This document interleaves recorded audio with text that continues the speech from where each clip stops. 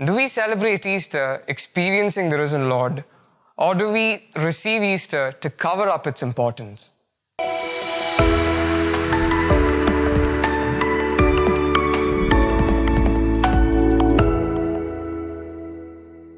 My dear brothers and sisters in Christ, the resurrection of Jesus is the single most spectacular event in human history. And on that beautiful morning of the resurrection day, there were two errands from the garden tomb.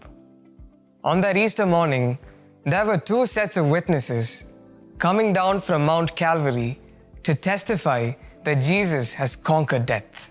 The first set of witnesses were the women whose witness was very unlikely to be believed by anyone.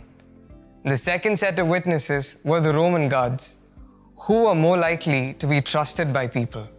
However, the message of the resurrection lives on with these women, but dies with the soldiers. Why is that? Venerable Arch-Bishop Fulton Sheen says, our soul has two capacities, the capacity to know and the capacity to love. When our capacity to know, or our intellect, knows anything above it, it brings it down to its own level by watering down the truth as simple as it can understand, changing it to what it likes. For example, angels are creatures much higher than us. But when we draw them as cute babies with angel wings. We cannot bring down these magnificent creatures without confining them to our understanding. Intellect brings it down. But love, on the other hand, goes out of itself, changes itself to what it loves, to make it its own. Like we change ourselves to the rules and patterns of a new language or music we love to learn. If we judge someone with our intellect, we end up changing it to what we like. But if we approach it with love, we end up changing ourselves. That's why some experience the resurrection while others don't. The apostles, on the one hand, had no reason to believe the testimony of the women, because according to their Jewish background, a woman's testimony is not to be trusted. Yet, against all these odds, they chose to believe. They took the tedious leap of faith to Galilee and experienced the risen Lord there. The Jewish authorities, on the other hand, had good reason to believe the Roman guards, since they were eloquent men whose every word counted.